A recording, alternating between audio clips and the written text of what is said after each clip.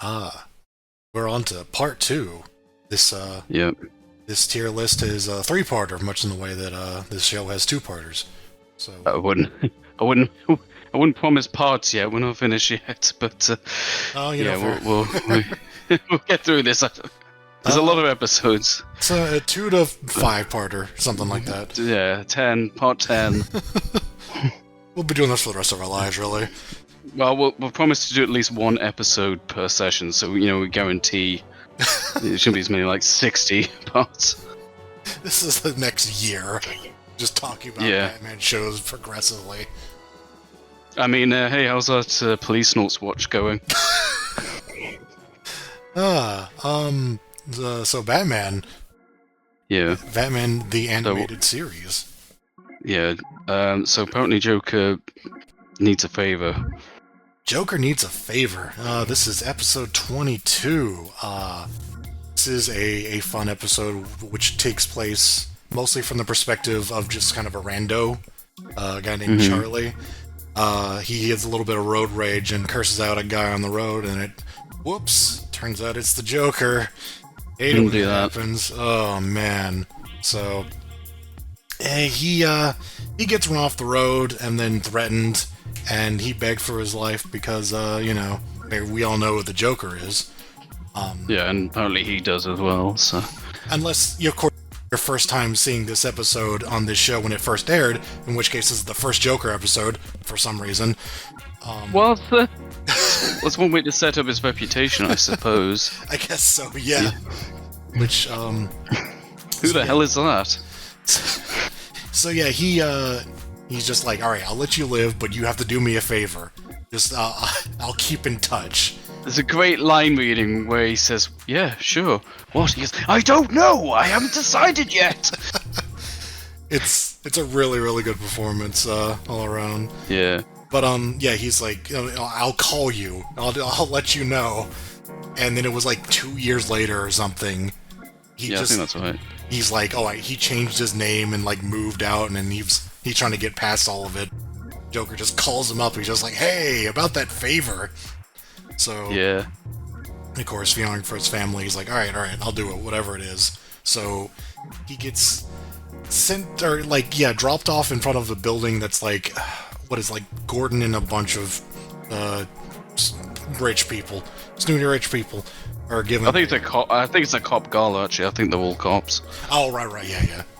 It's a bunch of cops in a building, and he's just like, "Hey, I need you to open this door whenever Harley brings the cake by." And he's like, "That's it," and he's like, "Yep, that's it." And who? I remember this episode had some henchwoman, some blonde woman. Oh yeah. So what that was about. So there's this blonde lady who occasionally wears this red and black getup, but mostly is just dressed like a cop for this episode. Yeah. It is. Yeah, this is the episode that she first appeared in, Harley Quinn. Because I haven't said it enough. This is literally like the character's debut because she's from this show. Yeah, she became kind of popular. She's definitely like a henchwoman in this. Like she is not meant to be like that big. She's just somebody for the Joker to talk to, and because she doesn't feel like she's that big a character at this point. No, that changes eventually, but for now she spends most of the episode outside of her costume, which is kind of funny. Paul Dini created her based on his friend Arlene Sorkin, who voiced the character. So it's literally based on his friend. Yeah. So what is it like? Yeah, she delivers a cake to the cop meeting, and it opens up and a bunch of paralyzation gas or whatever comes out. Everyone There's all sorts of gas in Gotham. Yeah. It is. Again, I regret we didn't do a bingo card thing for this because gas weapon would have been commonly filled out. I wanted to keep. I think we should have kept keep track of not just gas, but the different kinds of gas, like its effects. What color is it? How was it dispersed? Like, we can have a field day with that. We'll have to rewatch the whole show again to keep track of that. Yeah, but when it's like it's this gas that it just makes. Yeah, that's one of the weirder ones. Yeah, everyone is unable to move who breathes it in, but they're like still like their other senses work. They just can't move. So they're paralyzed. Yeah, they're just. And they're just kind of frozen in place while I don't know. He like sets up a bomb or something, and Charlie ends up saving the day by doing an impromptu bat signal. That you've reached the part of the plot where this episode kind of loses me because it's really good up to that point, and then it kind of, as soon as you have to get Batman involved, it kind of goes a bit. It gets a bit like they can't really find. They don't really know where they're going with the plot. Like the lead up is brilliant, the tension with the Joker, Charlie changing his name, moving away, the humor when he finds out what he wants him to do. It's all great up until that point, but then when he actually has to get Batman to save him, it's the one redeeming thing of the second half is his final confrontation with the Joker, where he stands up for himself. But yeah, that's the biggest weakness. The weirdest part is that impromptu bat signal, especially because we haven't seen the bat signal yet. Yeah, like, we don't even know it exists. Yeah, and we actually kept track of the first time we noticed it happening, and it's like way late down the line. Like, it wasn't until this point we even realized, holy shit, there has not been a bat signal in this show. That's kind of crazy. No. But yeah, and the way this works as well is so bizarre because like you can't see it. You have to be on ground level. You have to be looking at this building through the window to see it, and just it's not even Batman who notices it. Alfred just happens to notice it when they're driving away. So it's just by pure chance. Bruce Wayne happens to be at this gala or on his way out. It's strange. Yeah, he sees it in the rear view window or mirror, and he's just like, "Whoa, what's that?" And it's just, what is it? It's just like a model of. It's like a pterodactyl or something like that. Yeah, I can't even remember. No, you might be right. I'm not even sure. No, yeah, I think it takes place in like a museum or something. That's right. It is, yeah. Yeah. And then there's just like he just like waves a pterodactyl in front of a light, and it kind of looks like a bat signal if you look at it funny. And it's just like, oh hey, use your imagination. Hey Bruce, that's Master Wayne. That's that's definitely someone calling for you. It's just like, all right, sure. I mean, he was right. Like that's a weird thing to presume, Alfred. But you're right. Like, damn, who's the real greatest detective, eh?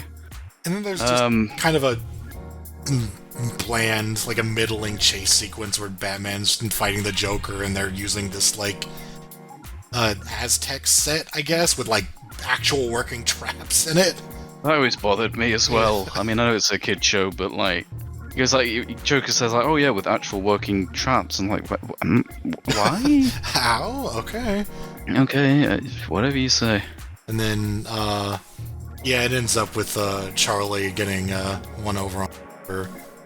And which is it was a pretty decent way to end it, but there was just kind of a moment there where it was like, whenever everything about this episode that is interesting is not actually the Batman stuff, which is kind of unusual, but like that was definitely Charlie's just a really likable character. Yeah. You know? He's kind of a slub, but he's like he's a good guy. He just he got I don't know, he was very rude on the freeway. You can't have people being rude. He's a faultable human being. He's scum. This was a good episode. It was a lot of fun, really funny, a lot of good bits in it. And then it has a bit of a dip near the end. With the third act is very much just sort of paint by numbers Batman v Joker. Yeah, it is with a decent conclusion. So, and right, so we. I would have liked to have put that in A, but that bit really just sink it a bit, so we put it in B. Yeah. Not sure where. I'd say maybe high B, though, because it is good. Other than that, Yeah, sure. Better than Pretty Poison. I think so, yeah. I'd say it's a better Joker episode because you get a bit more insight seeing him from the perspective of a normal person. He's definitely way more intimidating. Yeah, sure. Yeah. Alright. Okay, so next one. Vendetta. Vendetta. Oh boy. So we got a Killer Croc episode. Killer Croc. What a crock. Good old crock of shit. So Crocky shit impersonates Detective Bollocks. Jesus. Yeah, that's about all I remember about this episode actually, is just they don't establish who he is, like not really. There's what was it? Yeah, there was like a bunch of different shots of like it starts with them the police on a boat and they're like moving a prisoner or something. And then the boat goes down, and then it's like Bullock gets blamed for it. And Bullock shows up at a prison, I think. And then it ends up, it's actually Croc in disguise, and he has he's a killer. Yeah, that's and that's the weirdest part. Yeah, I remember the weirdest part for me is what happens next, where like Croc kidnaps a guy. I don't remember anything about what was going on. It was just sort of like, oh, they did something that I didn't like, so now I'm gonna get them killed. And Batman is like, well, that's like what is it? Like he sees a crocodile or something, or no. Yeah. Alfred mentions something about a crocodile or Croc. He says like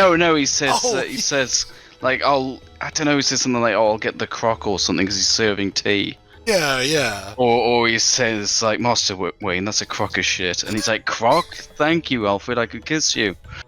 And then I forget what he said exactly. And then he goes to a zoo, and he looks at a crocodile, and he's like, wait a second, crocodiles are killers. An animal. They're like the guy who is named Killer Croc. Man, these animals look a lot like Bullock. One of them could very easily impersonate him. I think I know who this is. It's that circus performer that I happen to know somehow. So okay. Here's what gets me, right? We're doing all this Batman shit, but I'm still not going to proclaim to be like a Batman expert because I've never really sat down and read the comics. So that's my biggest weakness as a fan. But like Killer Croc, from what I know, at least from other depictions. Him like going around framing cops and impersonating them, that just seems weird for him. Yeah. I mean, he kind of sounds like him. He's got kind of a similar-ish voice, I guess, but that's not really good enough. I mean, he impersonates him well, but that's a Clayface thing. Why is Killer Croc? Now, he should be like the werewolf plot that we'll get to. It should just be out creating havoc.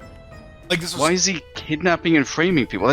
Look, maybe in the comics, maybe prior to other depictions of Killer Croc, maybe this is more comic accurate. I don't know. But from what I've seen of Killer Croc in other media, that just seems really weird. This is also 2 episodes after Beat of Clay, so like so like Clayface is he's trying to steal Clayface's stick. But what I love most about this episode is that the alligator thing is pretty fucking amazing. But immediately after, he's like, oh, I know, it's Killer Croc because this zoo, he just goes to his lair. Like, there's no explanation to how he found it or if he knows it's there. If it even is his lair, like, he just goes to where the guys are they're being held at. He just finds it, and it's just like, alright. And that's genuinely my end of my recollection of this epised. He's treated like an established character. It's even stranger because this isn't even like some out of order thing. Like this isn't like, oh well, this was supposed to be, this was supposed to be shown after his debut episode. He doesn't have a debut episode because we watched all of season 1, and his only other appearance, we'll get to it, but it's not even him. Like this is literally his only actual appearance in season 1, so he's very much not formally introduced. Batman just knows of him. It's strange. So yeah, I think we've got two. Yeah, my thing is that I find it weird that his plot is him framing Bullock, and your issue is that how does he just know who he is? He's just like, oh, okay, that is. I know exactly where his lair is. It's just very strange handling of this character.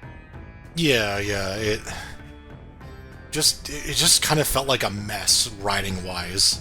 Like nothing about this works. It all comes down to Killer Croc for me. Like he just seems like the wrong character. You could do this plot, but it doesn't even have to be. It's not even just that it's not Clayface, even though Clayface would be the most obvious candidate. But like, why the guy who's just kind of a brute?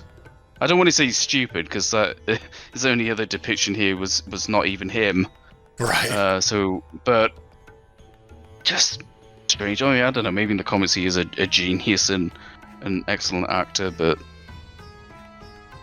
He just seems like someone who should just be a menace in the sewers or something, not a guy who goes around framing people. Like in Arkham Asylum, he's done pretty well, where he's just like this insane monster. Like he's like incredibly powerful, like just unstoppable even, and it's all about like outsmarting him.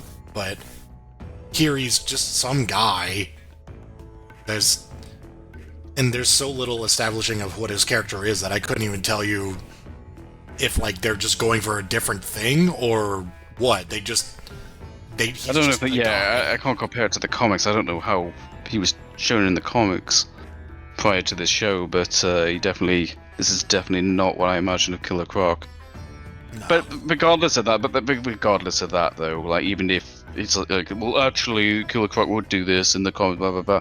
Even if that is the case, like this show, the show is kind of in a bubble. Like this should have been a Clayface plot. Absolutely. Really, yeah. I mean, he kind of did that with Bruce Wayne anyway. So even then, we're kind of be treading ground. Yeah, that's what I mean. Like this was so close to the episode where Clayface imitates Bruce Wayne, and it's like, did you really need to do that again? But even then, that's like such a small part of the episode. It was kind of weird that it happened. It wasn't even like a major focus. But there was very little. I don't know. There was just nothing here. It was just sort of an episode of the show, featuring a known character, but not in a way that even worked for I assume is what his gimmick is. Yeah. So we just kind of threw that in C. Yeah, I'm a little surprised not it wasn't that special, but I guess it wasn't. Well, it wasn't that bad. But... Yeah, it wasn't bad. It just wasn't good. Where did we put that? Maybe, I don't know. That's a hard one because that's a lot of just whatever episodes in that tier. Yeah, honestly. Yeah, we'll leave it there. That's fine. It doesn't really matter when you're that low down. Yeah. Well, actually, no, that's not even the case. It's like in the middle is where it's the most just kind of meh. I mean, like, I've got a bit more investment in the horizontal ranking of the Ds and the baby mads, but and the C is like, yeah. Yeah, right in the middle is where it's in the middle because it is not that noteworthy. So comparing a bunch of boring stuff together, yeah. All right. Next one. And then we move on to another incredible episode. Our good boy, the Scarecrow, is back. Yeah. Oh, and our good friend Robin's back too. Robin, where the hell have you been? Yeah, this is 24th episode, so he was in the 2nd and then the 24th. So, and it's not like they really establish why he's not there most of the time. I guess kind of because like the beginning of this story takes place with him in college. Like, yeah, so that's the explanation really. He's got like a roommate, I think, that's like in college football, and the whole thing is like, these like, it's like I think it's specifically in sports. These people are like on the field or whatever will break down and start being like, oh, I'm scared, and start freaking out, and then they lose the game for their team, and it's like, ooh, what's this happening? Who would cause people to have fear? Riddler. Yeah. The Penguin. He's like, riddle me this. Do you know you can get concussed playing football? And they're like, oh no. And then they're thinking about that and they get all scared. So and then of course, Robin's or Dick Grayson's roommate or whatever, his college buddy, starts playing football. He has the same thing. He breaks down, and it's like, oh, what's happening here? And Because he gets delivered an envelope with white powder, which you at one point said just it was anthrax, which I mean it's a way more intense of an episode. But no, but yeah, I'm pretty sure they were roommates because they were sharing the address and he opened his mail, and so it's not like Perchance, but Dick got some anthrax on him or tear gas, whatever.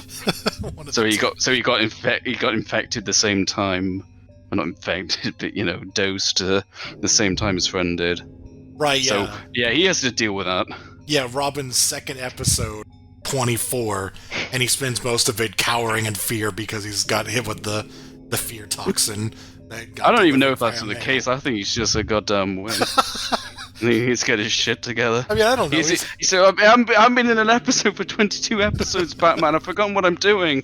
Who am I again? What's my gimmick? What? I said I'd only do this for you once at Christmas. But that's the funny thing about the Scarecrow's fear gas. Like I think I said before, there's no cure for it in this show. You just have to deal with it. Yeah. Batman's treatment is deal with it. So, to be honest, it's a lot of roundabout way of eventually getting a confrontation with Scarecrow and Batman and Robin in like a stadium and like the raft. Yeah, I suppose that location's at least a little interesting. Yeah. Robin has to conquer his fear of his new fear of heights in order to save the day. He has a little arc. And it's worth mentioning that Scarecrow has a redesign now. I probably should include an image of it as well. I mean, it's kind of there in the title card, but yeah. But he looks as he does for the rest of the series, and it's fine. Less bad. I like it enough. I'll say that. It's passable. It's passable. It is absolutely fine. Although the note that says Scarecrow's disguise looks dumb as shit. That's actually he's in disguise at betting centers because, spoilers, he's rigging all the bets by giving the enemy team or whoever he wants to lose. He's poisoning their players. So he's just rigging bets to get money. Like, that's his whole episode. That's what he alluded to. He burned all the money, and then in this episode, oops, I need money. Like, whoops. He's going down on the 4th. Don't you worry about that. But his looking dumb as shit is him. Like he's got a big. It's like Groucho Marx. Yeah, big trench coat, Groucho Marx glasses, and a hat, and it just looks like he has no chin. So he looks like a big thumb in a trench coat. It's fucking weird. Like, yeah, it is. It just looks off model. It just doesn't look right. Like there's something going on there. Like he hasn't got a face. It's kind of. I guess the whole thing is like a full face mask with those features dotted up. But it looks really strange. It looks fucking weird. But yeah, that's. It all adds up to just kind of meh. Like I guess the premise is okay, but it's Scarecrow just getting money. Like he's just, he's not even stealing that's kind of lame. He's just kind of he's rigging bets. Like he's just weighing. It just seems like such a pedestrian way for him to use his ability. Yeah, it just seems kind of it's maybe slightly more creative than just robbing banks in the first episode, but it's still just kind of lame. Yeah. It's just. I mean, we're not there yet, but the Jeffrey Combs one has a way more interesting spin on the use of fear, but we'll talk about that if we ever get to it. But Yeah, this one is just kind of. I that's... don't know. I feel like there's a lot of things you can do with a fear gas, and this is one of the most generic things you can do with it, like rigging betting events. And again, it's funny because he's literally burning money in his first appearance. I was like, "Oops, shouldn't have done that, I guess." And he's just not that intimidating. He's definitely better than his first appearance, but he still just kind of comes across as a bit just not scary. I've definitely been spoiled by future appearances of the character, because this is some weak shit in comparison to some of those. This doesn't even rate. This is just whatever. This could be literally anybody, but it's Scarecrow's fear toxin. That's the one doing it. Like a plant suddenly grows and it attacks the player, and it like gets in their feet or something and incapacitates them. And it's poison ivy, and she's doing it. You could do literally anybody, you know. But this one's a Scarecrow. So we put this in C because it's definitely better than his first appearance, but it's still not great. I mean, it's not particularly. It's like most things in C. It's not particularly bad either, but it's just a little underwhelming. I mean, Robin's arc is alright. Rigging games, sports events, it's generic, but it's not inherently bad. I mean, it makes sense for him to do that, so we just put that in C. As for the horizontal thing, I don't know, maybe like in the middle. I mean, there's probably a bit more. You've got some super villain stuff, even if he isn't great. Between Be a Clown, Prophecy of Doom, how does that sound? Yeah, fine. Yeah, fine. By the not fact putting that much. Again, we're not putting that much weight into C, but it's a Scarecrow episode, and it's not embarrassing, so I'll give him enough of a pass. He's acting in character, even if it is a bit underwhelming. Yeah. He's not impersonating people. Well, he wasn't a disguise, but he's not getting it all introspective about his life of crime, and he should have followed after his brother or something. Trying to win an Oscar or something. Jeez. Okay.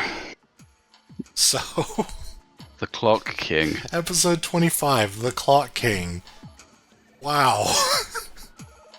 So this is like an inherently silly character, and you can kind of like go multiple ways. But like, you either embrace it or you try and reinvent the character, like you did with Mr. Freeze. And this is kind of goes in the middle, where like the first half, particularly his origin, seems to have fun with the concept of him just being some disgruntled efficiency expert. But then the second half, I don't know, it kind of takes him seriously. Like, to a fault. Yeah, they tried to make him actually a threat, but not in a way not just that, trying to make him kind of cool as well. Yeah, it's not tongue-in-cheek, it's very, like, kind of, this is actually a threat, this is actually, like, we're gonna try to make this actually work, and it's like, no, not really, no. Not really, he has a future of his. So, the plot is, he's an efficiency expert. And he meets Mayor Hill on a train. I think this is before he is mayor. Yeah. And he's getting all stressed out, and Hill tells him to just relax and take his break. Maybe just take his break 5 minutes later or something like that. Take it at 15:15 rather than 10:00, and you'll be more relaxed, or something like that. So he does that, and obviously everything goes wrong. He loses his document with his court case in the park. And he just gets he loses the case for his client, and he gets penalized, and he goes off the rail. Now I think it's there's a 7-year gap. I don't know why he needs such a substantial gap. Maybe it's to make the Hills rise as mayor more believable. It's like, well, why would he be on a public subway or something? I don't know, but 7-year gap. I think I said he went to torture and kill those kids that made him lose his papers in the park. He spent 7 years just doing that first, and then it's like, now it's time for Hill. Right. And he comes back as the Clock King, who his scheme is it kind of just starts off as kind of petty. He just drops a big banner in the middle of the city that just has like a drawing of a hill with devil horns, and just like, well, our mayor sure isn't great. Yep, that's it. And that's like when the Batman's like, I must stop you. That's the casual daytime Batman. He gears up to fight this guy because he put like a protest banner up. Like, yeah. Wow. I think, Batman suppressing the freedom of speech, I guess, but I don't know. And then, so here's the weird thing about Clock King. Like, this is how they try and make him a credible threat against Batman. He thinks in frame data. He is the ultimate fighting game player. He has studied Batman and he knows all of his frame data. He's like, yes, Batman, I know your jab has 5 frame startup, but you're -2 on block, so I can counter with this. It's like, what? Like, that's literally how he talks. No, what he literally, not literally, what he literally says is like, you throw a punch at 3/60th of a second, but you have a kick that's 2/60th of a second. I'm like, he has a 2-frame kick normal? That's insane. Holy That's why shit. Batman's OP. That's why he's so great. It's like, and he talks like a fighting game player. It's hilarious. I mean, why was this guy not in Injustice? He would have been a perfect fit. Because the whole thing is like, everything is time-based, so it's just like, oh, I know how fast you kick and punch because I've measured it in time. It's like, that's how he's a threat. That's just so funny with the whole video game thing, though. Obviously, that's not what they were thinking when they came up with this, but this fighting game players were just like, that's how he's measuring. He's talking in frames. And then he's like, I mean, the only thing is that I can see your hitboxes, and you've got a disjointed hitbox here, and if I apply pressure here, and then he hurts Batman from across the room because his cape has a hitbox or something. I don't know. I feel like we can come up with a better character, if we got commissioned to redesign the Clock King, like we would do that. We'd just make him the master of fighting games. But so he's just like this businessman, and he can just dodge and deflect and just do all this crazy stuff just because he's extremely efficient. Which there is an idea behind that, but you'd have to execute it differently. Like it's sort of a like a John Wick-esque thing, where you probably could do something like that and make it cool, but this guy isn't cool, and he is like kind of pathetic. He is kind of likable in a certain way. Like, he is so ridiculous. I kind of like the character to a certain extent, but he's not really threatening. The first half, like I said, is kind of has fun with it, and then the second half, it just tries to, I don't know, it doesn't feel very tongue-in-cheek, like they really are trying to make this guy a credible threat. He causes a train to explode, basically. Like, it crashes at the that kills at the opening floor. And he also, as we see in the notes here, there's also a incredible, like, death trap in a a bank vault. Like, he lures Batman into it and then closes it, and there's a time bomb that will release it's a time bomb that'll explode. It's really convoluted. Yeah, it's like it'll explode once it has no oxygen, and it's like a vacuum sucking the oxygen out of the room. And he has to, like, if you move it at all, like, it goes off and explodes. So Batman has to, like, set up a pulley system, which he somehow does. He has a pulley system at the ready. And he doesn't use something out of his belt. He uses the tape out of, it was a recording, and he uses the tape to make the pulley. So it's not even like, Batman doesn't have like string on him or rope, which is itself pretty weird.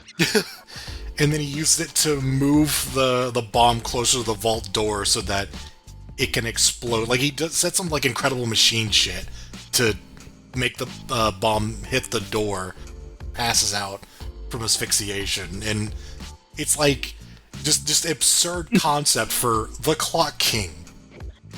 Like, a guy who's efficient and he likes time. They really did try and make this guy legit, but I don't think it's a complete failure, but it definitely doesn't quite ring true. It's conflicting parts, basically. It's part, like, amusingly silly. Like, it knows how silly it is. But then part of it forgets that and tries to say, like, how do we make this actually work? And they just played it straight, and that is not how you make it work. No. So we put that one in C as well. Oh, yeah, I would say maybe I think I would put it there. Sure. Because I do like that first part. Sure, yeah. But then after that, when he's tying him to a the hands of a clock, you're like, how did he even get him there? I don't know. It's kind of my suspension of disbelief is stretched a bit with that guy. Also, but it is entertaining. I do like the note there of he's strangely competent, Bob says moments before he gets crushed by a giant gear. Like, he just goes down kind of at random. It just whatever. Yeah, there's a bit where he jumps off a building. It's like, the 7 o'clock train is always 2 minutes late, and then he jumps off it. And like, isn't the whole point of this, like, he lost his mind because he was slightly wrong? Oh, no, he went off his schedule, I suppose. Yeah, yeah. I don't know, that's weird stuff. Okay. Just a weird episode. Okay, so we've got another kind of self-serious episode here. Appointment in Crime Alley. I don't remember much about this one, actually. This is the one where so it's the I forget, is this the anniversary of his parents' death? No, it was a different I don't know. No, that's a different one. Anyway, but he's going to Crime Alley where his parents were murdered, and he's going to meet Leslie Tompkins, who helped him when he was a child, when his parents died. He gave him counselling, and I forget when it's revealed, but basically she knows he's Batman. So she's kind of another one of his allies who knows his identity. And she comes up a few times after this, too, so... She does, yeah. Yeah, she's a recurring character. And the plot is mostly concerned with Daggett again, who is, just as a reminder from Feet of Clay, is Gotham's sort of he's a businessman. He's not a straight up like mobster like Thorn, but he has a legitimate business, but he's a criminal on the side. So that's his role in these sort of stories. And he recruits like a saboteur, he's an arsonist, a professional arsonist to destroy part of Crime Alley because he wants to seize the land or something. Right. And then these two things overlap, and I believe Tompkins comes across the arsonist, so they kidnap her and leave her to die in the building that's going to go down.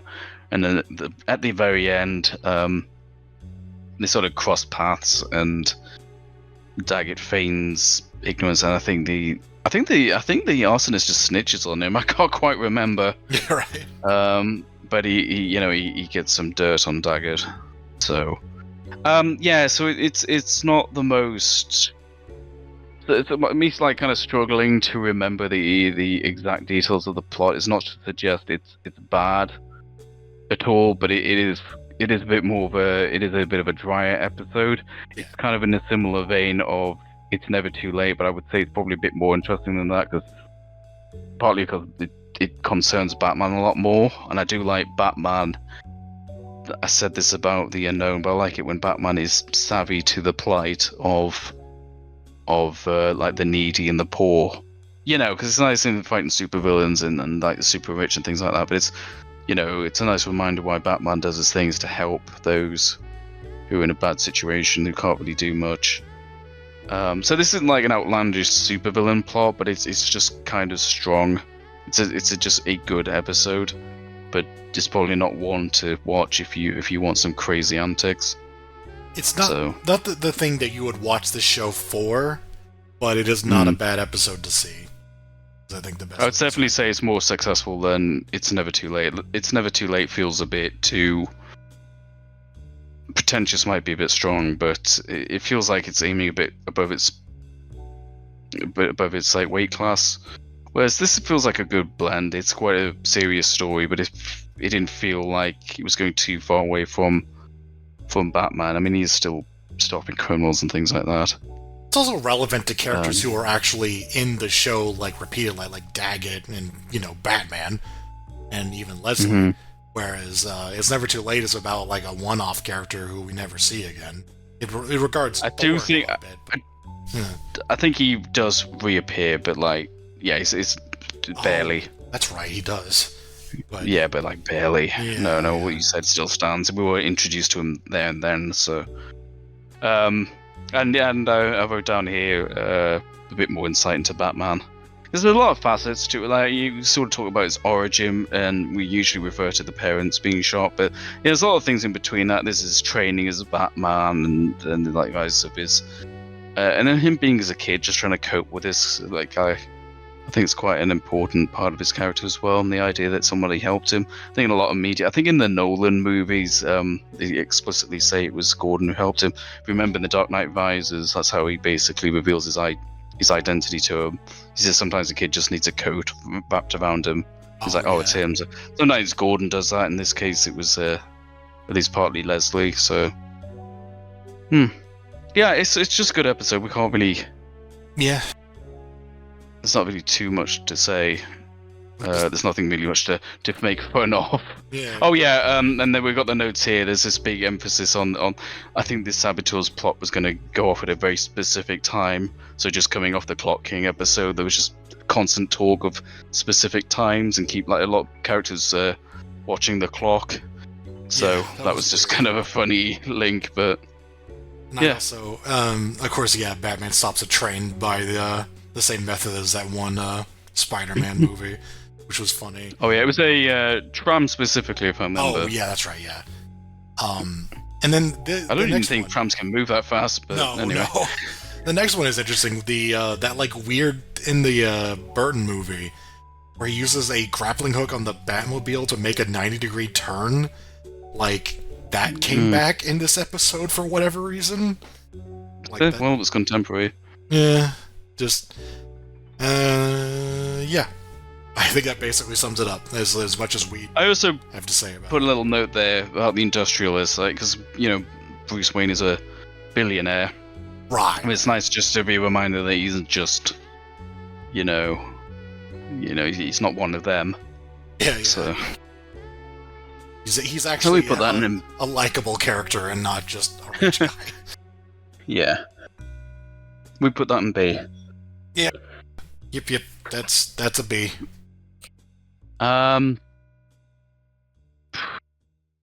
There? Feed of Clay Part 1 was a bit dicey. I think that's right. Yeah, like Feed of Clay. So it still had some good Daggett scenes. I'm not Daggett, Hagen. Well, Daggett was there, but... yeah, they're both Daggett episodes. That's fine. Yeah. They can chill out together. Yeah. Episode 27. Mad as a Hatter. Mad as a Hatter. This one is the introduction of, guess who? It's the Riddler. Mad as a fiddle. Jervis Tetch, which is always an interesting name. What is he? He's just like a scientist who has, he's doing experiments on rats and shit like that. Yeah. And he is in love with a lady named... her name's actually Alice. That's right. Yeah, that's quite easy to remember. What a coincidence that is. But he's in love with this lady who he finds out later already has a boyfriend, and that makes him pretty upset. So he uses his like mind-controlling cards. I'm gonna cut you off there because he does make a point. You probably can say this. Yeah. He makes a point. He says like, the obvious thing would in this situation, you just use it on the girl, right? But even he's like, he realizes the folly of that. Like, well, yeah, I'm not just gonna put it on her and just have her be a mindless puppet, because what's the point of that? So even this mad. Yeah. Which I just appreciate that a lot. It's just like, well, that makes sense. And it's also way too dark if he did something like that, so this... Yeah, he's not that evil. So this works both ways, and it makes him... it definitely helps make him a more likable character, because I actually really enjoy this character, honestly. Like, this character was like kind of like a sleeper kind of hit. Like, he was a big surprise for us watching this. He's kind of great. He's really good. You know, you think like the Alice in Wonderland villain, you're like, huh? What? I think he had some levels in the Sega game. But you're like, oh, yeah, whatever. Like another from alongside Maxi Zeus or whoever. But no, he's like a highlight of the show. He's really well done, and I think this episode just the absolute perfect balance of making him sort of. I'm being very careful how I say this, because he's sympathetic and likable, but like within like the certain limit of him still being a stalker. So, you know, he's not like, you know, not too far, but it's much. Yeah, I'll put it on the note here. It's as sympathetic as much as he can be before you actually start, you know, trying to sympathise with what he's doing, because he does terrible things. But you know, it's a realistic kind of. It's a fun way to do a villain like this instead of it being too much. It has that perfect balance, and he's got a lot of personality. Like the way he talks, and he's very theatric, but well spoken, and his plans are mostly just to mind control other people to get them to, you know, get out of his way, basically. Well, he's voiced by Roddy McDowall, who's like a classic British actor. He's probably most famous for being one of the apes in Planet of the Apes. Oh, so. So you recognise him from? I mean, you recognise his voice at least. Right. But yeah, he does a great performance. Like, it's just that sort of very kind of archaic kind of way of speaking. You know, lots of references to Lewis Cowl and things like that. And that the whole Alice in Wonderland thing, like just the imagery. It kind of reminds me of the game World of Illusion, just like with the playing cards and everything. It's just really well done. Of course, there's the Disney movie as well, I guess. But right, it just the final confrontation is this very convenient kind of Alice in Wonderland kind of what is it, like an attraction at the park in Gotham Park, and there's just a lot of good imagery there. Yeah. I like the bit where. What is it? It's like Alice's boyfriend like breaks control of the mind control, and he just starts helping Batman. That's a small detail, but I like that. He's just like, Batman quickly explains what's going on. He said they won't attack you. They're only programmed to attack me. And he's like, okay, I got you. And he starts just casually removing the mind control cards. That's a small bit, but I really like that. Yeah. Just like a really likable episode, just really enjoyable. And his depiction here, it's not like sympathetic like Mr. Freeze. It's just kind of, it's not like sympathy. It's more, sympathy is the wrong word for what he does, but he's entertaining. I think this is the best way to. He's entertaining. He's just entertaining. Like his motivation. He's you understand his motivations. It's not just I want revenge on the people who fired me, or I want to rob banks or something. It's like he's infatuated with this girl, and he tries his best. He's kind of like, he tries his best, but he's just kind of crap, and his scheme is he uses the cards and other people to, like, he gets like some muggers, and then he disarms them. He's like, oh, what a hero. But she just very much just views him as a friend. She's like, "Oh, you're a great friend," and then she makes up with a boyfriend, and he's just like furious.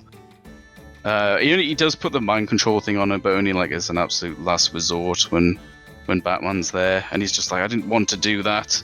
Yeah. He does just He just does it to basically keep her from running away. He doesn't actually do anything with it, just to have her there. No. So yeah. So yeah, no, it was just a fun episode. He's a surprisingly good character. Yeah. Yeah. He comes back a couple of times in this season, and he's pretty much great all the time. So I was definitely surprised. That was a big shock. Yeah. We put that in B, but I don't know. That actually seems a little low. I might even put that in A. Now we're talking about it in retrospect. Honestly, yeah, I'm down with that. I do think One little note we made is the animation is a little weird in this episode, so that might Yeah. brought it down slightly. But no, I think honestly, yeah, we should probably bump it up. I think that's fine. Should we put that above the Cat and the Claw? I mean, I can definitely remember it better. Yeah, for sure. Yeah, I agree with that. Okay. Cool. I just want a quick note of the one note that just says blood. I always thought Squeezes that a was weird. rose, right? Yeah, he squeezes a rose, and you just see like a very bright red fall out of his hand after he does that, and it's like it kind of just looks like rose petals, honestly. But I'm pretty sure it's supposed to be blood. Yeah. It's just interesting because it happens very infrequently in the show, but you will occasionally see blood, and it's kind of weird. Like it just stands out to me. I guess I just would not have expected it, but. Mm-hmm. It's when it happens, it's I don't know, it's surprising, and I just wanted to make a note of it. No, this is not that Spider-Man show where they just impulsively comply with every single regulation. Yeah, Because that Spider-Man show has a reputation for being like censored to hell.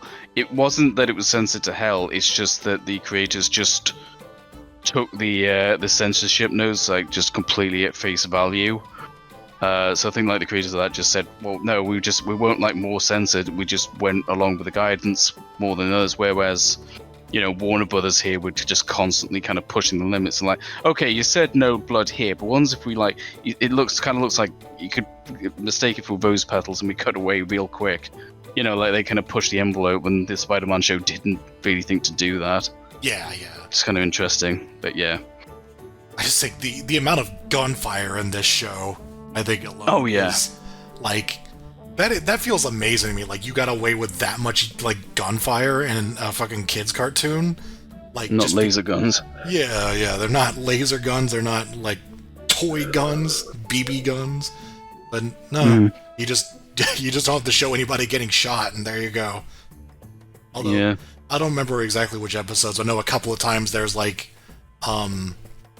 Batman does this thing where he puts like the cape and the cowl like on of something, or just the cape to make it look like it's him, and then like somebody will open fire on it, and it gets shot the fuck up, and for a second it's like, oh god, he's getting. Oh wait, it's not him. But it is very funny. They will take advantage of whenever something live is getting shot, they will put some fucking bullet holes in it and blow it up. Oh yeah, that'll come up a few times. Yeah. Right, so Not in this episode though. I don't know why I'm bringing it up. Let's go. we'll get to that. So next episode is Dreams in Darkness. And next episode is another Scarecrow episode. Yeah. I keep getting it confused with the one 2 episodes down, and that I forget why, but that confused the hell out of me a little bit. We'll get to that, but that other one seems like something Scarecrow would do, but we'll get to it. So this one, yeah, Dreams in Darkness. This episode felt very long, but not very good. This is one where Batman gets sent to prison, finally. Yeah, so what is it? He gets hit with the Scarecrow gas.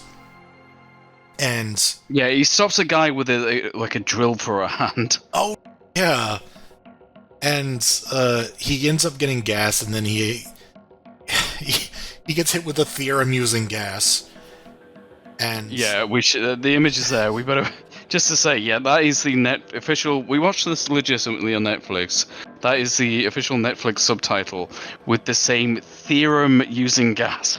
Yes, This turns you into Einstein. It's supposed to be fear-inducing, but they heard theorem using somehow. Also worth pointing out that these subtitles are very frequent in having a named character like saying something off screen and have them labeled as like male 1 or female 2, and it's like, no, that's not male 1. I remember Lucius Fox being like credited as some white guy. That was kind of weird. That was weird, yeah. Like they frequently just don't know what's going on in the scene, so they get like who the characters are. Yeah, they just attribute things wrong or don't know who's talking, so they just kind of make something up. And it's just like, it's I don't know. fine. Who's this guy? I want to make it up. It's a stupid kid show. Who cares? No adults can ever see this. I don't remember a typo as bad as theorem using gas though. That one's legendary. It stood out because like we've downloaded a lot of movies and had some dodgy subtitles. Like he's gone all bollocks, but I didn't expect to see that on Netflix. Yeah, no, that. But God, what is it? So he's like, oh, I need to stop the Scarecrow's plan, but I'm suffering from hallucinations, so they put me in Arkham. And he has to break out of Arkham and then stop the Scarecrow, who's pouring this gas into the water. Yeah, it's Batman Begins. Yeah. Shout-outs to this shot of Robin in front of the Batmobile. That's another hallucination. Yeah, you literally just said like we haven't seen Robin. That's right. Because because he was I think we were like it came up because Batman's dealing with the fear gas. And we're like, oh, I wonder where Robin is, and then he mows him down. He just kills him. Yeah, he has an Robin in this episode, like Robin just decides to just stand in the road.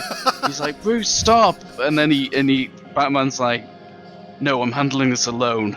And he just hits him with his car and kills him deliberately. And then he's like, what have I done? I've taken a life. And then he checks himself into Arkham, and the series ends. Like finally, Bruce Wayne came to justice. Oh my god!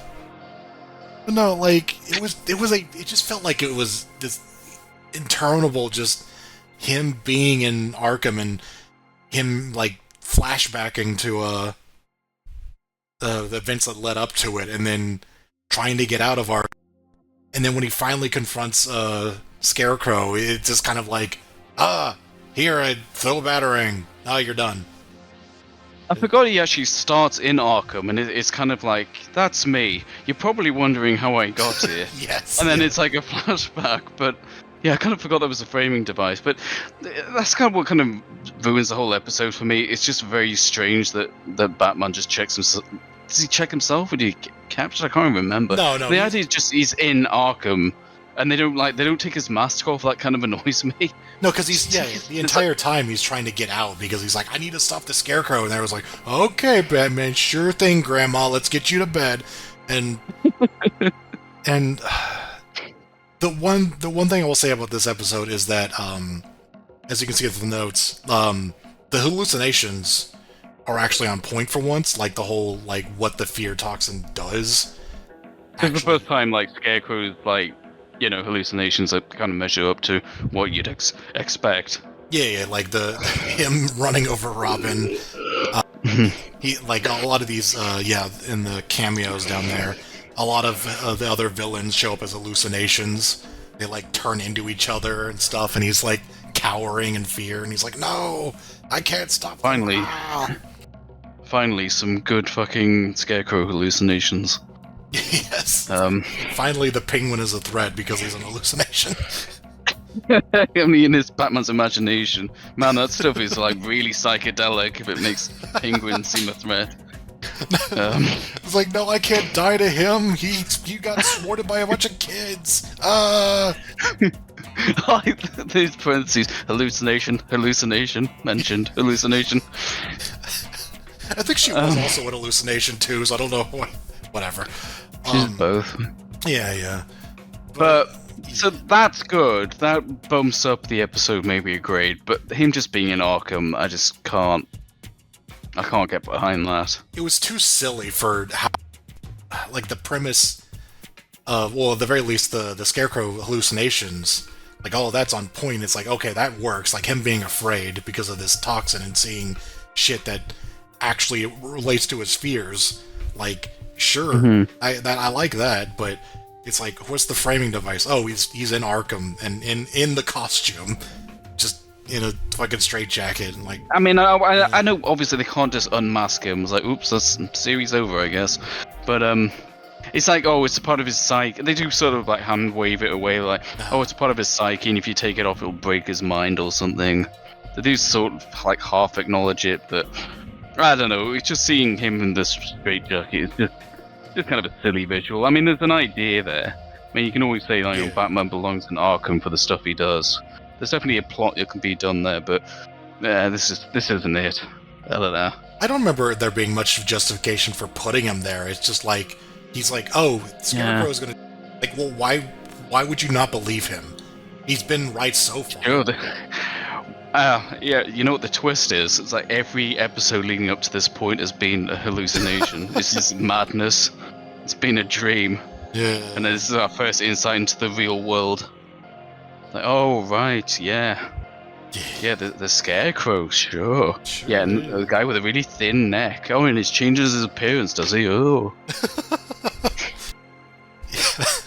Oh, one day you said that he was burning money, and the next day you said he was stealing money, so which is it? But... Yeah. Oh man, what if the new Batman Adventures turns out to just be, I don't know, like a Sweet Tooth kind of thing where it's all in his mind. Like, this is how the Joker really looked. He had like black eyes and... Oh jeez. I don't know. Yeah, that's... Yep, yeah, that's that episode. Just silly concepts, but has enough decent moments in it to at least make it a C. Yeah, still, yeah. Yeah. Where are we putting that exactly? Put it next to Clock King somewhere. I felt like those are two peas in a pod. I'll put it below it, because I like the hallucinations, but they're not the majority episode. There's less of the hallucinations than there is of Clock King's kind of funny origin. Yeah, for sure. Alright, next one. Oh, Eternal Youth, episode 29. This is a Poison Ivy episode. She owns a spa resort now. Somehow. Yeah. So she tries to get all the rich people who, I don't know. Bruce Wayne, she tries to get Bruce Wayne, and a various other... It's like a health spa, yeah. Like... She's like, oh, is it like, she's in like a VHS with like an infomercial on it. It's just like, hey, come to the health spa. It's not her on it, obviously. It's like some other ladies. Yes, she has a couple of hench women. Yeah. And, like, hey, we come to this health spa. It will rejuvenate, blah, blah, blah, blah. And then Bruce is like, nah, it sounds like some fucking old people shit. I ain't got time for that. Hey, Alfred, you're fucking old. You got nothing better to do with your fucking life. You wanna go to a resort and fucking sit in... You're not getting paid, though. This is not a paid holiday. You wanna go sit in some fucking seaweed or eat seaweed or whatever it is that fucking oh, bathe in seaweed or put seaweed on your head. I don't know. Wear a seaweed bathrobe. I don't know, man. Whatever they do. Something to do with seaweed. And then... And then he takes his girlfriend. Yeah, Maggie shows up. Who's Maggie? It's Alfred's girlfriend. He has a girlfriend. So they both go to this resort and just do a bunch of weird rituals, I guess. Like they drink some green shit, probably seaweed, and eat a biscuit that's made of sea and weed. Anyway, so he comes back and he's like, oh, I brought all these plants in here. I don't know. I just felt like the Batcave could use some plants, some trees. So yeah, oxygenate the room or some bullshit. Yeah. And then he's like, man, he's like, Alfred, I hate green. I'm Batman. I my mission is to burn the trees or something. I don't know. He takes offense to it. He doesn't like it, but no. And then he doesn't go. It's like no. He's like, Alfred, you fucking idiot. This is a cave. How the fuck are you gonna get sunlight? They were die down here. You're just killing them. Yeah. So then him and Maggie are just like, man, I just really want to go back to this resort. So they do. And then Ivy hits them with the gas that makes you into a tree, I guess. Yeah, but apparently it's like a poxy thing where you've got to ingest the biscuit or whatever it was. Like I can't even remember what it was. They ate something that makes you susceptible to the gas, and that's how the gas works. But unless they're using the gas that's concentrated, because they just fire that directly at Batman, and that also works, but they make sure to point out that it's the concentrated one, so he doesn't have to have eaten the biscuit for it to be a threat. So this sounds like, so at the very start, Ivy turns a lady into a tree with the gas. And then she does the same thing with Alfred and Maggie. And then they do like this trope, which is kind of infuriates me, where like Alfred is like, he's dead. Like they killed Alfred. He is a tree. Like you don't just recover from that. You know, he's as good as dead. And you see him, and it's like, and then she says, "Yes, one more dose, and it'll be permanent." And you're like, "Yeah, okay, there it is." Like it's just he's dead, but it's like, but don't worry. Like it's just the villain saying, "But don't worry, it's just one more away from actually being a threat or being dead." So I hate that. Yeah, no, it's one more dose and it'll be irreversible, and you're like, yeah, okay. You could have written that a little different. Just have him mostly covered up or something where he's like not able to move, but yeah, no, that's. I kind of even just for like a kid's show, I really hate that. Yeah. Like okay, let's see. See, let's like you get out clause. You can write that. And I think that comes up. I feel like it comes up again. It does, yeah. I remember, but. No, it's kind of just a stock Ivy episode with some weird plot holes. I don't remember what they were. I just remember I noticed we wrote down that both Ivy and Batman dismissed plot holes. So I remember it being kind of just. I think that was referring to the they're already dead kind of thing. Like they'll be fine. No, it was two things I've already mentioned. It was the one more dose thing, and it'll be irreversible, and also the. Oh, they ate the biscuit. I can't even remember if it was a biscuit. I'm just saying that now. A biscuit, yeah. No, they ate the thing, so they're acceptable to the gas. And then she fires it at Batman's. But this is a concentrated version, so it doesn't matter if you've eaten the thing or not. Why don't you just use it in the first place? Yeah. Like, because he's got to run from the gas. But they already established that you need to eat the biscuit first, so it's just weird. Like a lot of the dialogue in that scene particularly was just them kind of covering their asses. Like that doesn't make sense. We're just gonna quickly say something to just say like, oh, this is why it's not an issue. Right. And also just don't know when she got a fucking resort. She had like a new identity, I recall, but yeah, she just has a resort. And what was she even doing? I can't even remember. She managed to make like a giant tree sprout from the ground in about 30 seconds. I mean, I kind of feel like that was her downfall. That was how she got bested, is that she dropped the seed or whatever, and it just sprouted a giant tree that sent her into the fucking sky. Well, why doesn't she just do that? If she wants to make the world green, why don't she just drop that in the middle of Gotham? There didn't seem to be much stopping it. I think her plan was just luring all of the people responsible for, bad, just like tearing down forests and shit. No. Okay. It was just the wealthy, and just Albert happened to have taken the invitation. Yeah, okay. Yeah. So that's fine, but it just didn't amount to much.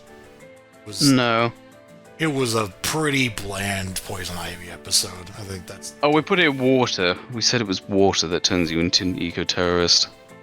Oh, well, yeah, because... Well, they're drinking the special water. Yeah, I think one of the weakest things about it was just the part where he went back to the Batcave just to be like, something weird's going on, and then he was like, I want to go back to the spa, so he just goes back again. It's like, the only reason they have him back to the cave is just so that Batman knows that something's going on, because otherwise he didn't seem to get much of a shit. Yeah, right? Yeah, that's a good point. So just weird. Just a pretty lazy episode, I'd say. Yeah, we put that in C. Does that sound about right? That's right, yeah. I'm gonna put that at the very end. I just don't like the so that's B. Say, pump it up though.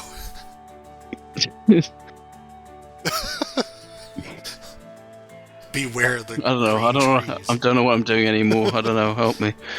But that's maybe slightly better than Dreams into Darkness. I was gonna say lower, honestly. There.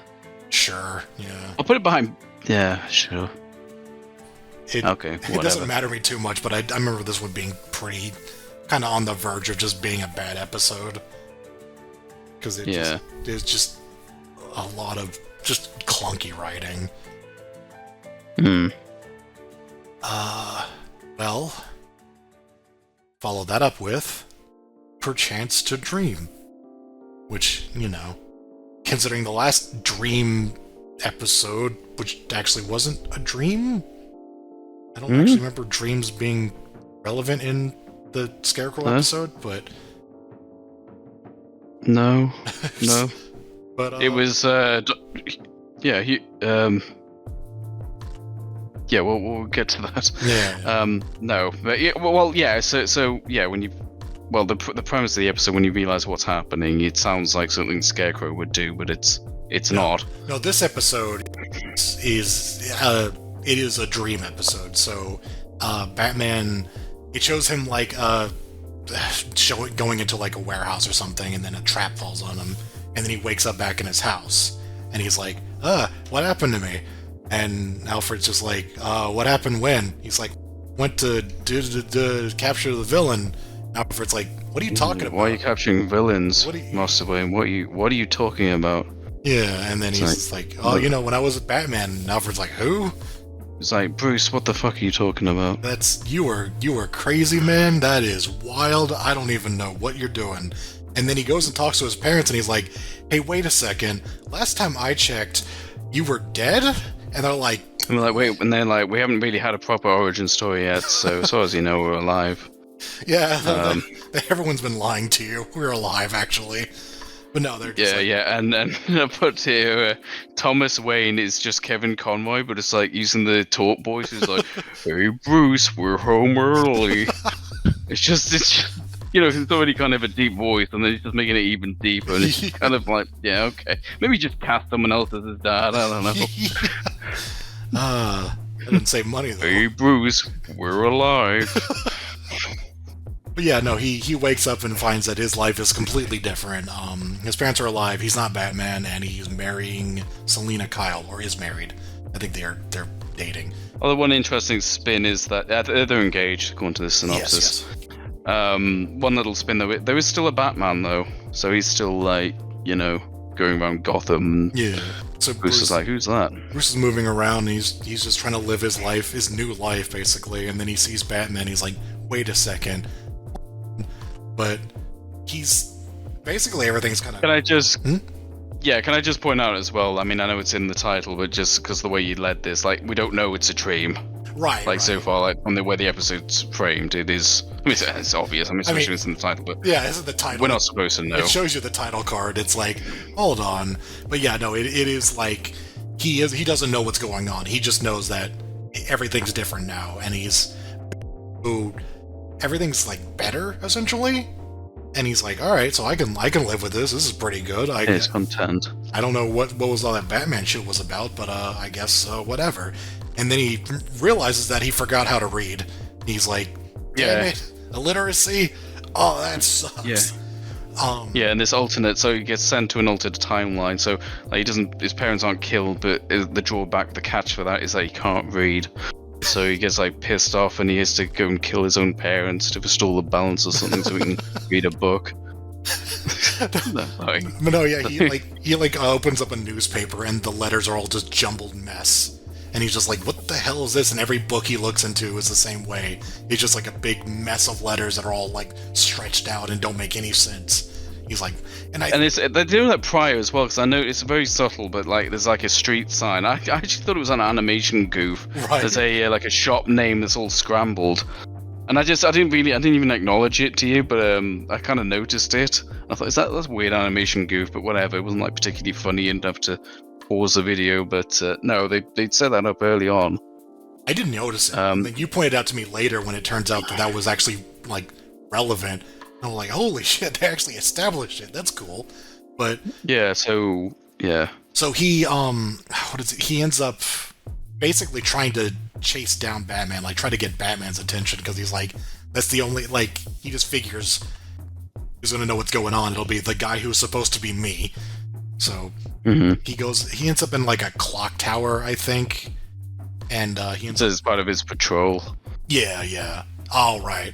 So he finds himself at the top of the clock tower with in there, and they get into a little bit of a tussle, and then it turns out, oh, it's the Mad Hatter.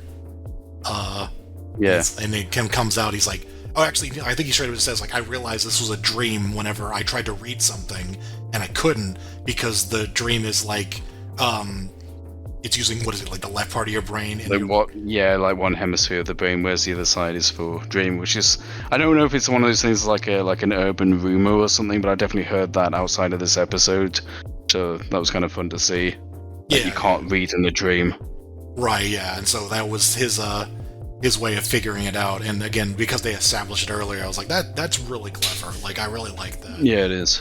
So, and then it's just, Mad Hatter's just like, hey, no, I thought the best way to get you out of my hair is to just put you in a perfect dream, you know, somewhere where you could be happy, so you could just leave me alone. And eventually through this conflict, I think he ends up jumping off in order to wake himself up. And which is another clever thing to do, because like, the thing is, if you're falling in a dream, you always wake up before you hit the ground. So that's another quite a clever thing. Yeah. So he ends up waking himself up inside, and he's in Mad Hatter's like studio or whatever. He like breaks the machine and breaks out, and then that's how the episode ends. But it is a very, very interesting episode because the theme of just seeing what his life, or like seeing what his life could have been, basically, and him just sort of, I don't know if he really wrestles with it so much, but I think it is an interesting concept to play it out very, very well.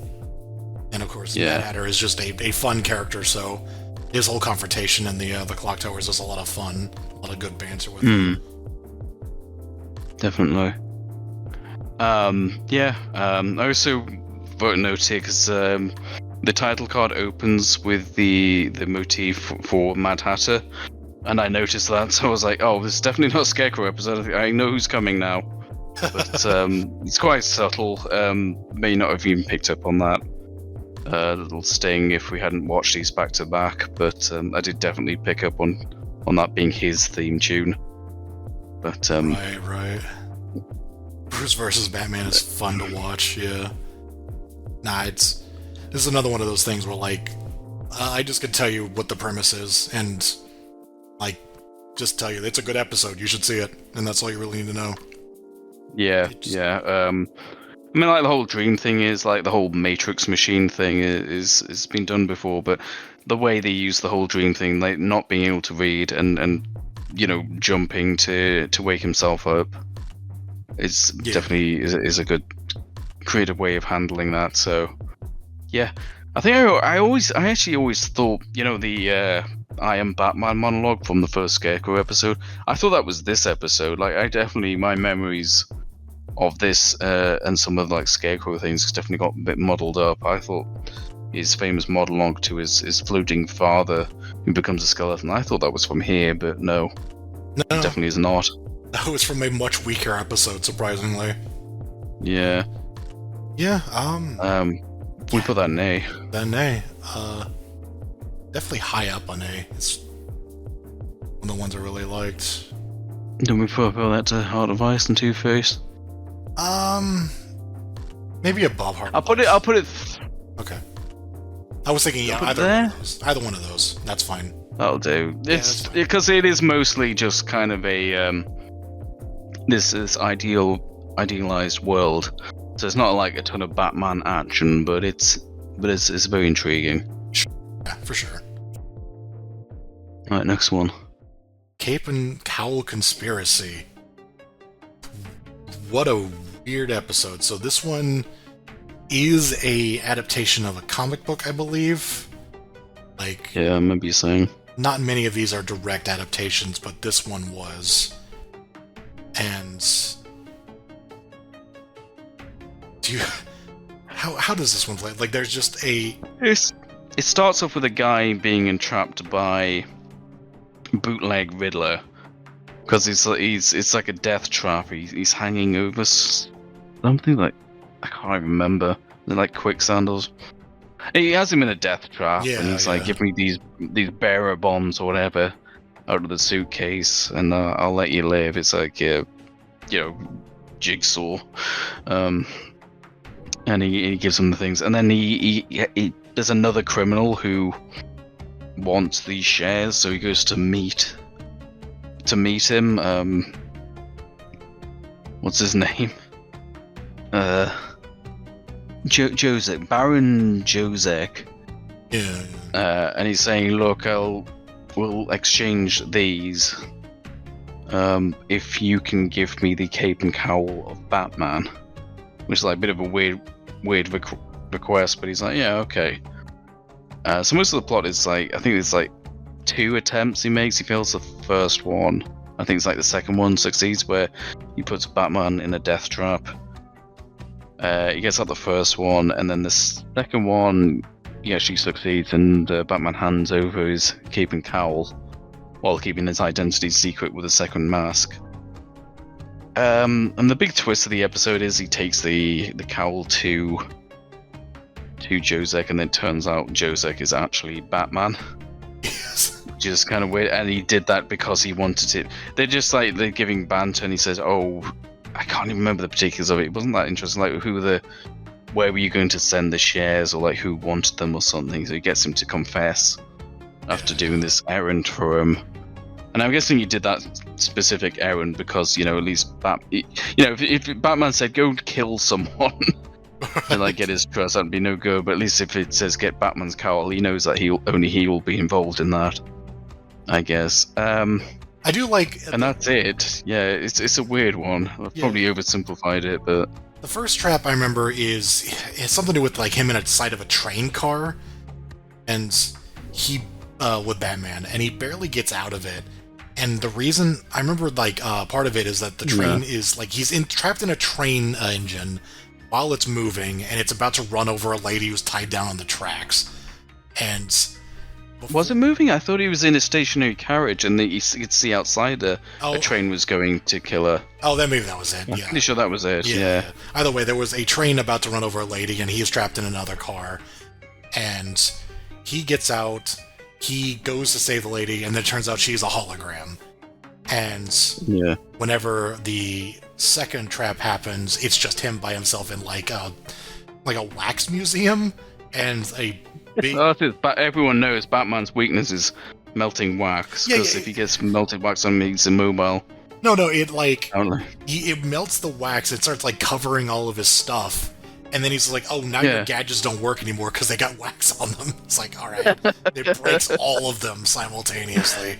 Yeah. Okay. It's sort of in retrospect, knowing that like Batman was one who's just kind of going along with this. Maybe he was just like, "Yes, my gadgets are completely useless. I guess I'll have to give you my cowl now." He's like, "What a fucking idiot!" That's what I was going to say. He's just going along. So he wanted him to get his cowl so he can trust himself, right? Because he did save, or he got out of the first one entirely because he thought he was going to save somebody.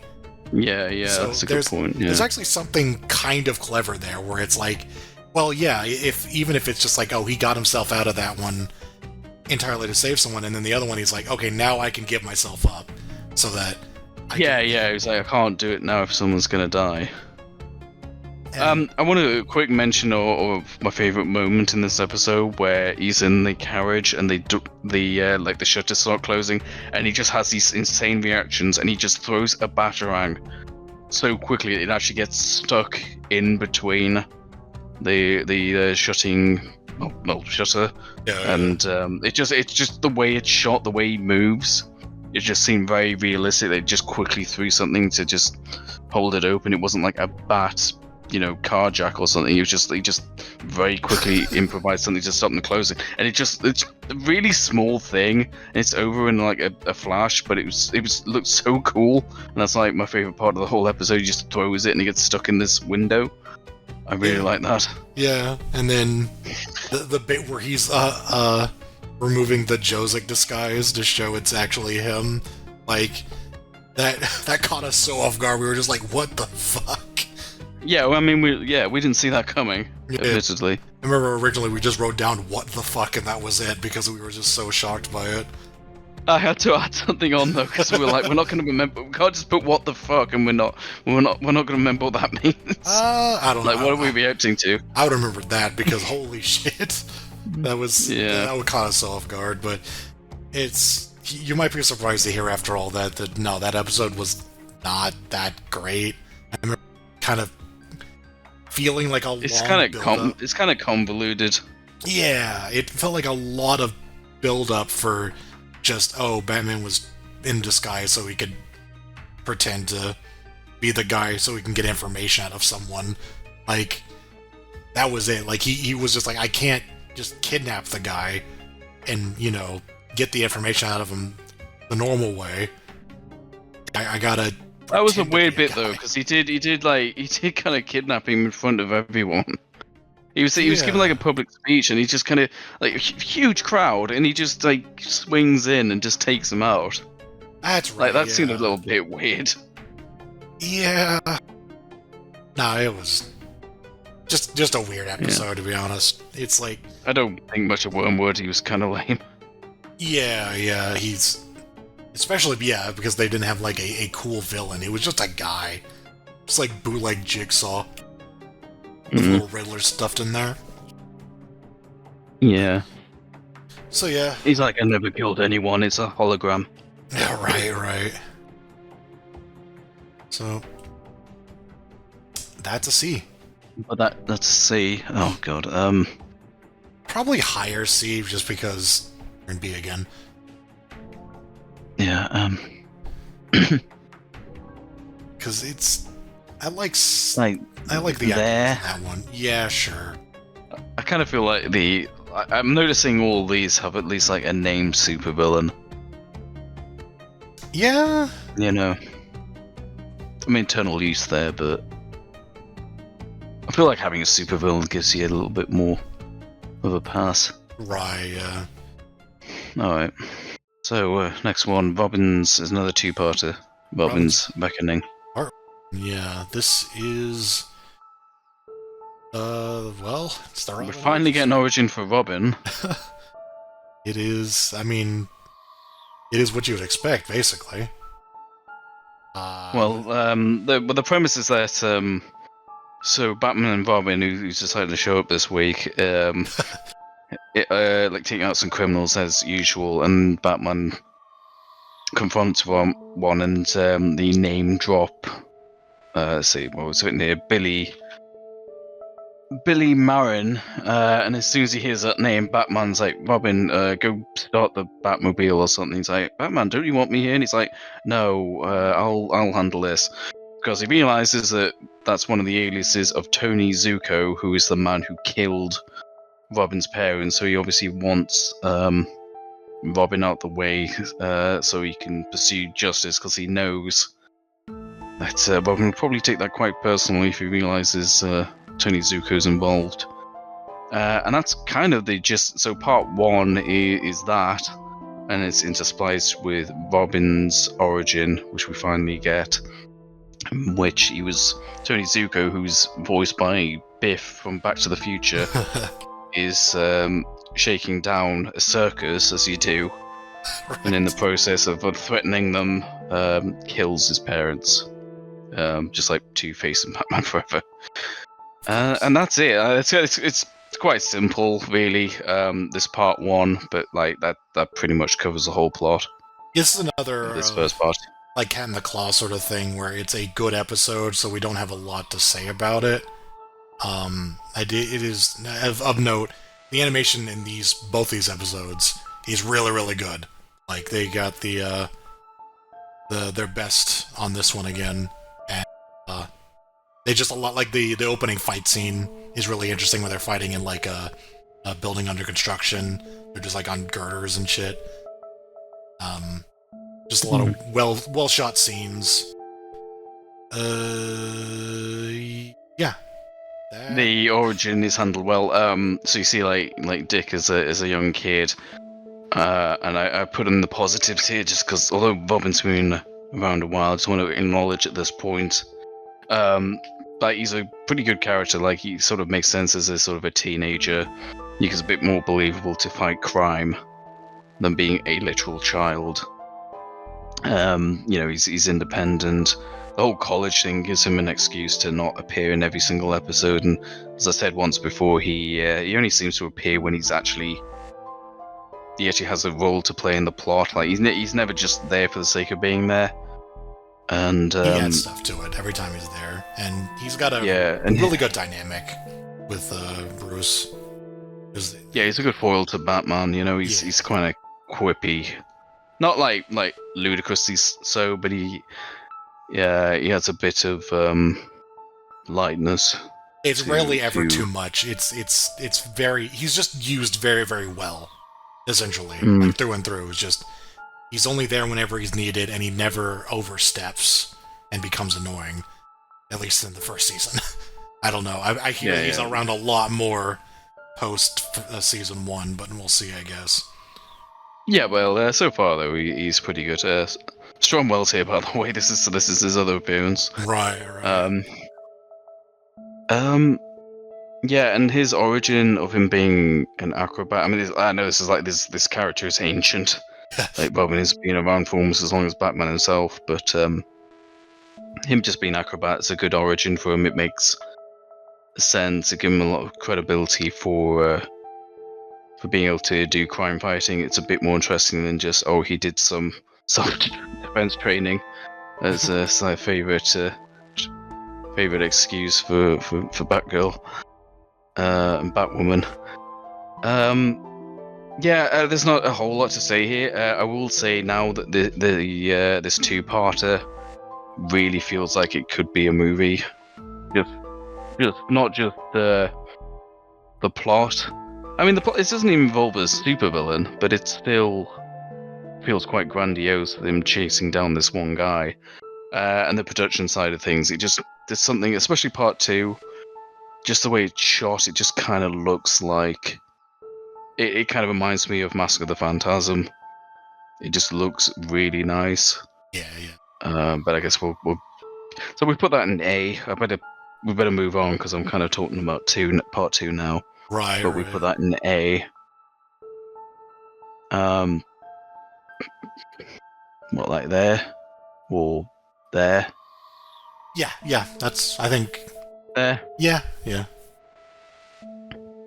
Might be the highest rating that... Yeah, I was going to say, highest rating does involve in supervillain, and then I'm looking at an absolute top at the minute. It's like, no, that's the villain there is Bruce Timm. Yeah. That one... So we'll just naturally go into part 2. Yeah. Where we're kind of done with his origin. Now we're getting into, he's learned that Batman has gone over to Tony Zuko. Batman deliberately pushed him aside. And it's about, well, yeah, actually, no, sorry, I'm oversimplifying it because that's in the present day. But there's also, we have more flashbacks of him actually being raised by Bruce. And he actually made an original attempt as a child to track down Zuko. So it's like we're kind of telling the same story from two points in time. Him trying it as a kid and him trying it as a teenager. And how that goes each time. And he only just narrowly gets away when he's a kid. And then in the present day, he's Robin, he's conflicting with Batman, who gets there first, and then they have a little I won't say confrontation, but Batman has to steer him the right way, I guess. And that's, remember the finale takes place on the seafront. I think it's like a pier, like a carnival, if I remember correctly. I think so. Oh yeah, it's very memorable. Yeah. So if I actually bother to read the synopsis, they just say old amusement park, but I remember it being on like a pier or something. So just a very good finale. Yeah, and then we've got the image there of the Akira bike reference. And this is early 90s, so this might have been like, I might be wrong here, but it's probably like one of the earliest things to reference that shot. It's a very specific shot, very famous shot in anime, to the point it's even been referenced recently in both Street Fighter 6 and Tekken 8 have that motorcycle shot. Right. That's how, and his Batman the Animated Series, just doing this way back when. It might be the first to reference it. I could be wrong there, but it's definitely one of the earliest ones to reference that. So yeah, there's a fun bit of trivia for you. Yeah. And yeah, I think I didn't put too many pros and cons there. Definitely a pro would be the dual time frames of him being a kid and then him attempting the same thing at a much older age. That's a very good kind of use of time and seeing one after the other. There's a lot of, correctly, there's a lot of back and forth between like how Bruce and young Dick Grayson actually interacted whenever he first moved in there, and like showing off some of the strife that they had, and some of the life advice, that kind of stuff. It's you're right. It's just it very much could have been a movie if they had fleshed it out just a little bit more, because the production values are there, and the writing it's good. It's on point. So yeah, it's not really preachy at the end either. He just Batman says, "Look, I don't want you to make a mistake." Yeah. No, it's just it's almost harder to talk about the ones that are just really good. This we put this in S. Yeah, this is our S tier. I forgot we put this so high, but no, it was a good episode. I remember liking this a whole lot.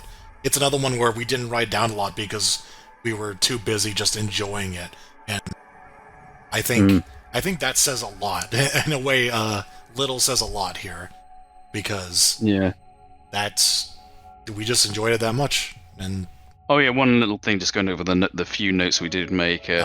Batman is like injured, so that's the kind of that I quite like that, because that forces that makes it harder for him to just stop Robin. So he actually, because he's injured, he has to talk Robin down. He can't just tackle him or something. Yeah. So I really appreciate that as well. He has to do a speech check at the end there, because he's had a strength debuff or something. Right. But yeah, he's forced to just talk him down, and it's a nice little. Not that he would have done that anyway, but it's a nice little reasoning that why he doesn't just knock him out or something to stop him doing something he'll regret. You know, it's a really good episode. It's a very well written episode, which is noteworthy considering some of the pretty bad ones we've seen. So it's definitely a mixed bag, and this one is among the best. Yeah. It's now our top. So the next one, The Laughing Fish, 34. Number 34 has no title card for some reason. That one's kind of weird. It just. Yeah, I mean, it sort of does. It's just static text, and you can't tell it from this image, but that's animated. Like, this is just it's a lingering shot of this sign swaying in the wind, and you can hear like ambient sounds around it. There's no like musical sting. There's no like piece of artwork. It's just that. It's really weird. Whenever I see that image there, I was like, is this the new Batman Adventures? But no, it's season 1 of this show. Yeah. Just out of nowhere, they did something weird with this one. I remember being a really long shot too for some reason. It just felt very strange after the precedent they set, and then went back to this is the one outlier. But so this one is a pretty amusing episode. The fish around Gotham, like people that like fish them up in big nets and everything, all the fish look like the Joker.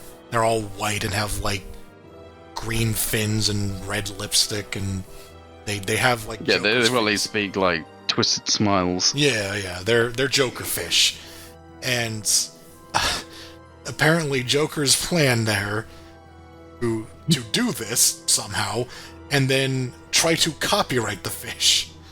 That's great. That's so good. So he has Like he threatens like a copyright lawyer or somebody who was just like, I can't do anything. What do you expect me to do? He's just like, you better. I just always remember the line, they're a natural resource. Yeah. It's like, you can't copyright fish. And it's just like, well, Colonel What's-His-Face has chickens, Oh, yeah. and they don't even wear, like, they don't even have white hats or something. It's really good. It's, Joker's doing his shit. He's a lot of fun. And they have, like... I forget if they actually were poisoned. I think they were fine. It just... They looked weird. They're edible, but yeah. And... So, who was he threatening? Because Batman goes on like guard duty to try to protect. Yeah, I can't. Well, so basically, he puts out a hit on the. I can't remember his name, but like the copyright lawyer. He says, "Oh, I'm gonna sell these Joker fish as soon as this mean old copyright lawyer gives me my patent or whatever it is." And then so Batman's like, "Okay, he's made a threat in his life, so he needs to guard him." Which is that's an interesting part of the story where he has to protect him from the Joker, because there's nothing scarier than the Joker making a threat against your life. I just want to say that's another bit where the Joker puts himself on TV. He actually makes like a fake commercial for like the edible fish that he's going to copyright. And there's a running gag in the show where he's just like, "Hey Harley, try eat this fish for us," and she's like, "Not really into fish." And he just like stuffs That's a really good part. Yeah. He just like stuffs it in her mouth, and she's like, "Yeah, it's great." And then you hear her running off screen, like wrenching. Yeah. It's just like, I just love the idea of the henchwoman just being like, "I don't really like this scheme. Like, I just don't like fish." Yeah, that she does. This is a really good. This is a really good Harley episode. Like, this is. She's still pretty new, but just she has way more going on with the Joker here than her first appearance. Yeah, like she's like a lot of times she's reluctant, things like that, but their dynamic is more established here. Mm-hmm. So but yeah, Batman is trying to protect these individuals who are getting threatened, and I actually forget how that leads into him figuring out where it's happening, but it does. It's an exotic fish. It's like a Japanese fish, and Bullock actually also figures it out, and he gets kidnapped going there. So yeah, it's an aquarium because, well, where else are you going to find fish, I guess? So, well, like exotic fish, yeah. Yeah. Well, yeah. But and then the episode becomes a lot more generic from that point out. Like it's just it's again like.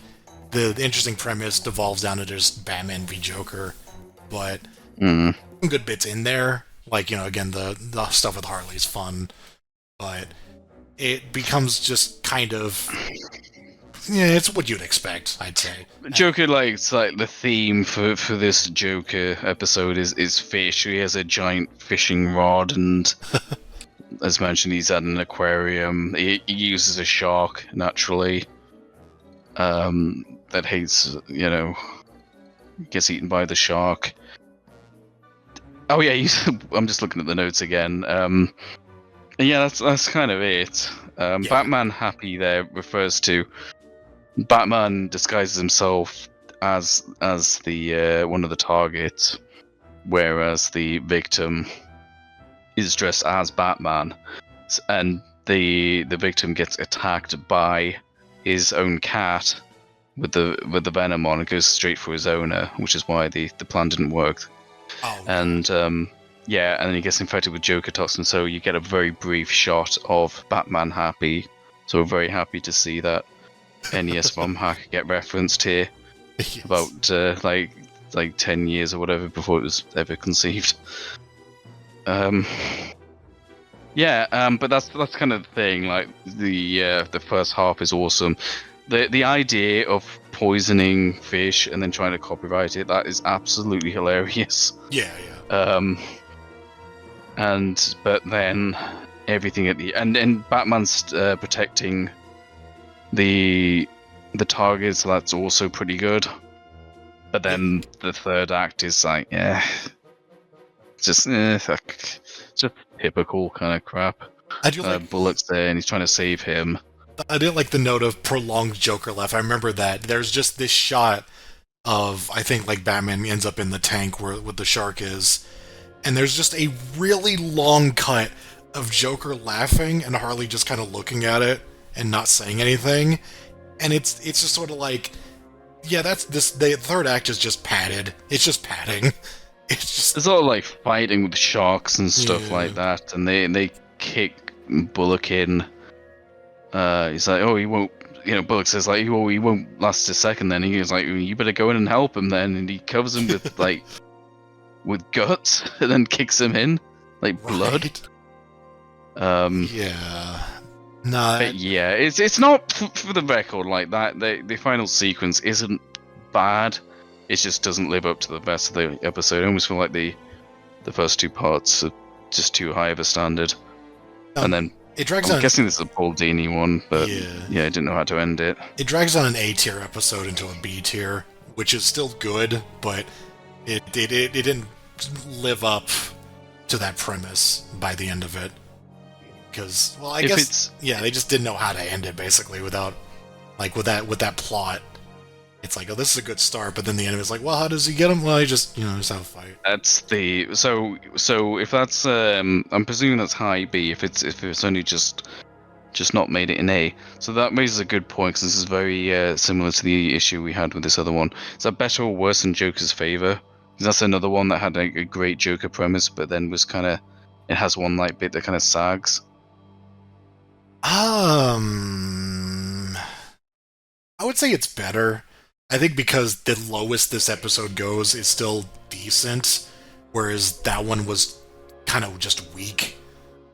Yeah, you're right. I agree with that. They both had similar highs, but one has a deeper low than the other. Yeah, you're right. They're both let down with their Batman action sequences, but I would still say the Laughing Fish has a better one than Joker's Favor. He's not in that stupid Aztec temple. Right, yeah. That's fine. Yeah, but they're similarly pretty good. Just... Oh yeah, absolutely. I kind of didn't even realize how similar they were, honestly. Our first... Night of the Ninja. Yeah. Night of the Ninja is... Batman Ninja. It is apparently at some point in his life after...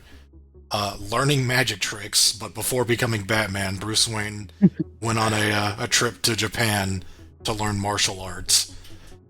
And while he was there was a guy named Kyodai who wanted to steal a sword. He was like another student, and then he just decided... Yeah, he just didn't like Bruce because he's like rich and stuff. Well, I think... I don't even know, because it mostly just... It seemed to imply that the only reason he doesn't like Bruce is because Bruce caught him stealing a sword to try to... I think he didn't like him anyway. Right, sure. But, yeah, he's like... He tries to... like a relic, I guess. Something that's valuable, so he can hawk it for money. And he gets caught. He gets... the sensei finds out, and then, casts him out. And, then... Years later, when he's Batman, the ninja comes back. He comes back as, like, the ninja, who's just a guy who looks like a ninja. And... Yeah, I didn't really acknowledge that when we were watching it, but yeah, his persona is just, he's a ninja. He's just... Like, he doesn't have, like, a supervillain name, it's just Kyodai, who's a ninja. He also has, I remember writing this down here, he has a gas gun. He has, like... It doesn't shoot gas, it shoots a bullet that releases gas. Because, of course, we'll have to do the gas track, like the gas encyclopedia of Batman, the animated series. So... Yeah, it's like Batman has an encounter with him, he gets away, then they flash back to what happened, and then... This is definitely a lesser episode compared to its sequel episode we'll get to. Yeah. Because this has a sequel episode and it's a lot better than this one. I remember, yeah, this one is just like, it's just something.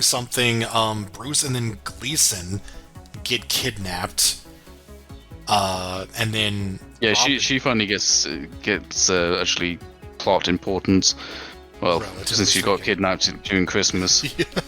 she's so they're both tied up, and then Bruce is like, so he apparently the ninja, or no, does he? No, he doesn't know. He doesn't know who Batman is. He just doesn't like Bruce.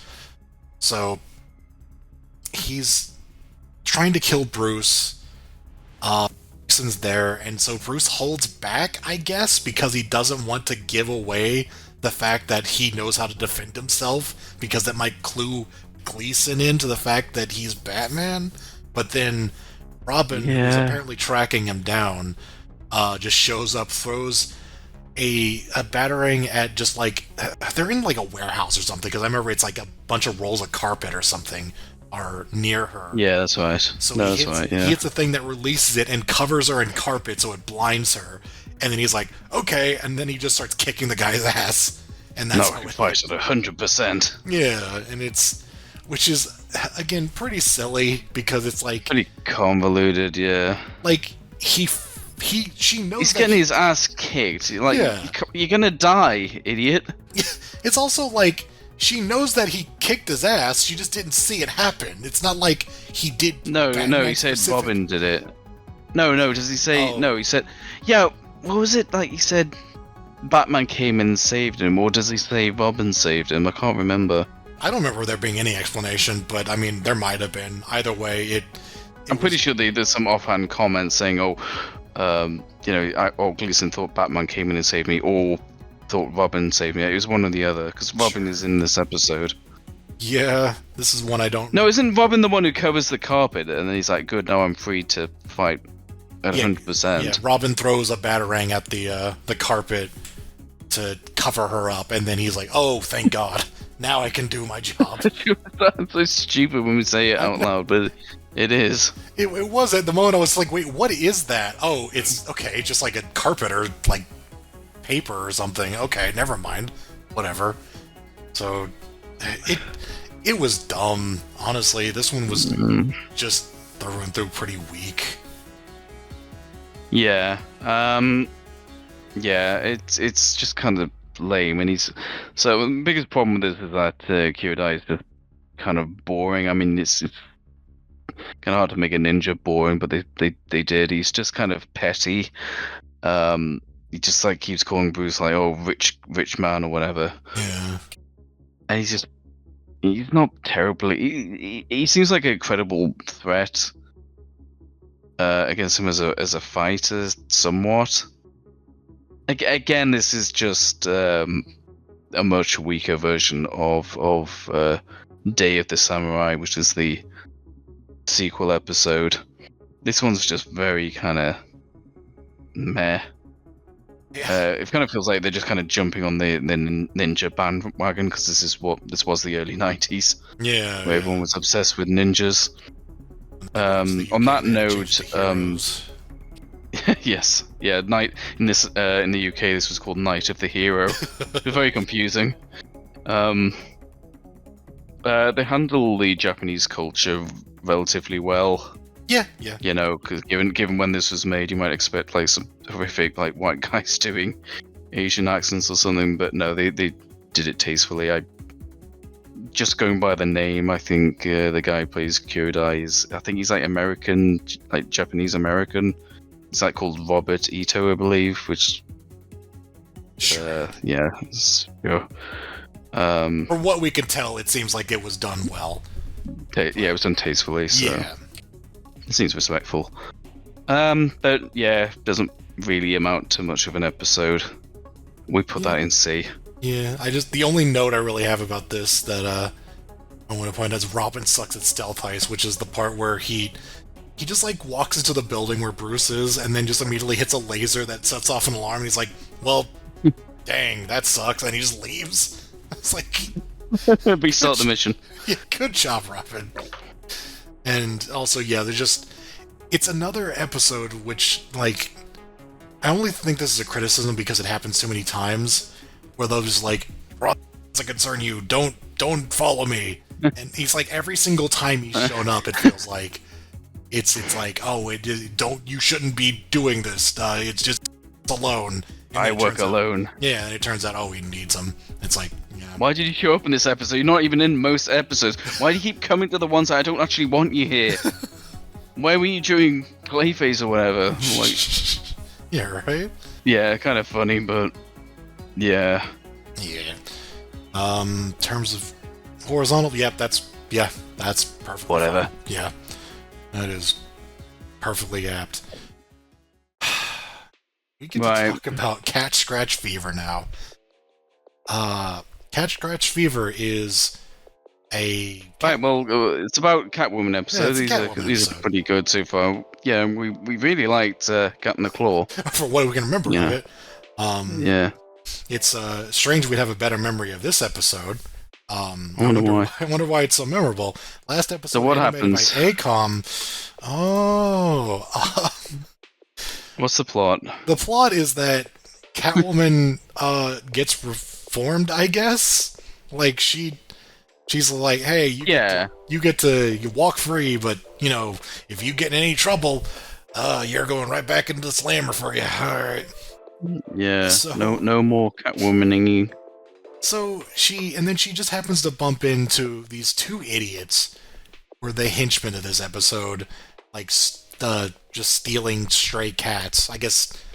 Yeah, they're like, oh, we're the pound. We're get these strays off the streets, but obviously they're stealing them for nefarious purposes. Catwoman gets involved, or Selina gets involved, and then might as well just say now the plot is Daggett wants to infect them with a plague to spread the plague. So it's another episode involving Catwoman with a plague. I don't know why that's her thing, apparently, but a plague again. I think I've summarized it pretty clearly here. Just villain's grand scheme, rabies. It's literally just give all these pets a disease that they could spread to humans. If I may correct you, they're strays, so they're not technically pets. Oh, sure. But... Give it to the animals, stray animals, release them out into the city again, get people infected, sell the cure for the infection. It's literally just we've monetized rabies, and that's pretty evil. To be honest, that doesn't sound like one of the worst episodes of this show, but it is. It is one of the worst episodes of this show. It is awful. Mostly from that first note there, ACOM. Holy shit, this episode is ugly. It is. Yeah, it is. God awful looking. Like it is. Yeah, it is the absolute.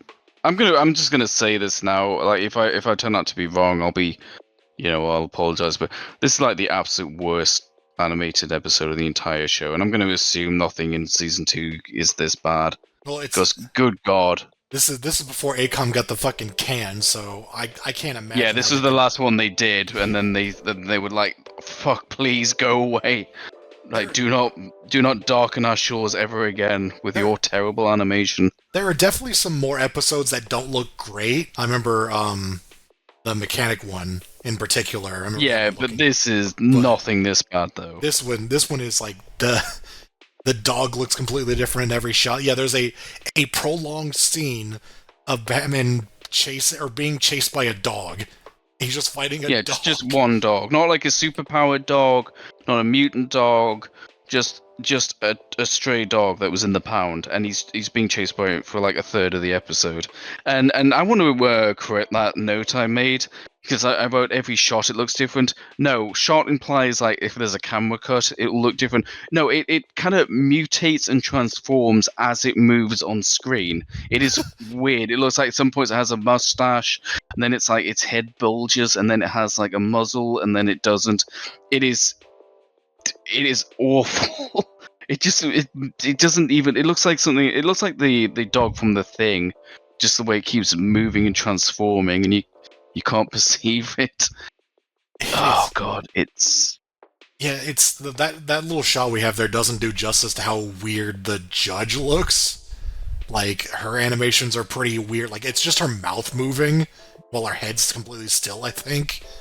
And it just Yeah, and her mouth is like a circle of flesh that doesn't seem to have like a hinge on it or anything. It's just that just like kind of set the tone for the whole episode.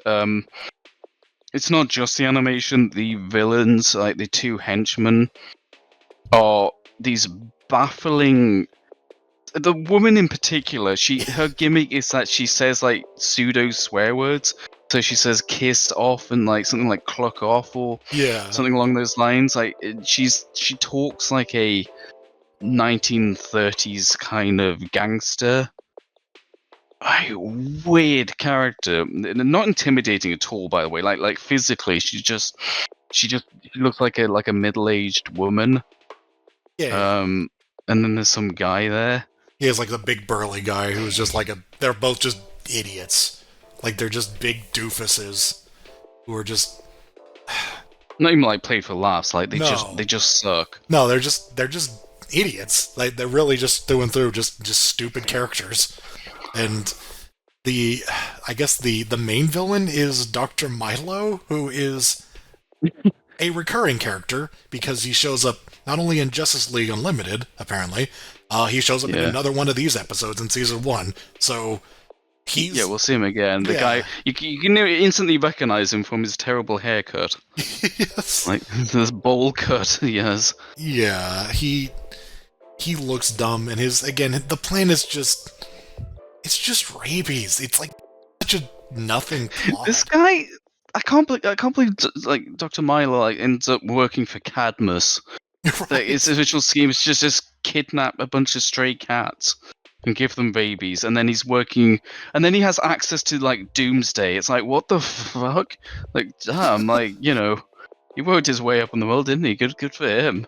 Yeah. He's obviously doing something right. Yeah. Just a ludicrously stupid episode. It looks I think honestly, just with the animation alone, it would be like D or F, but like just the fact that every part of it is terrible. The villain, the actual plot, the villains, even like the action sequence with Batman just wrestling over a dog for 10 minutes is ludicrous. There's absolutely nothing redeeming in this episode. Yeah. And I made sure to point out here, like, I've got Batman in my basement. You can at least kind of have a chuckle at it. Like, there are funny moments in it, like the kid trying to hook up Batman with his mother. Like, that's little things like that. Yeah. At least it's kind of amusingly bad. This just sucks. Like, this isn't even like funny. It's just fucking awful. It is a train wreck. It is. It's boring as well. Like, it's at least like Batman. I've got Batman in my basement. It's on paper at least an interesting plot, even if it's like a bad one. At least you can say it's interesting. This is just like they're just kidnapping animals. Like, it's just boring and lame. No, I would say from and Batman in my basement had Penguin in as well. And as much of a jobby as he was, right. at least his characterization was on point. This is the worst episode of the ones we've seen. Yes, absolutely. Like, this is worse than that. This is absolutely baby mad. It was from beginning to end. It was just like Batman in my basement is laughably bad. This is just bad. Yeah. That's it. Which is funny because like I'd actually heard of I've got Batman in my basement. I'd never really heard about this being mentioned. It was always that other one, but this is much worse. Yeah. It's probably for the same reason we just described, though, because at least you can say like, oh, here's a funny episode where some, Batman in Home Alone. That's kind of more noteworthy. This one is just, you can't even recommend to watch it as a joke. The only note about this episode is just that it is amazing how bad an episode it is in a series that is mostly pretty good. Yeah. Like, it shows a stark contrast between its best and its worst episode. Because... Oh, yeah. If we've got Beware the Grey Ghost, which is one of the most brilliant episodes we saw, and then you got this, which is just through and through trash. And that's impressive. Mm-hmm. So. Well, that's that.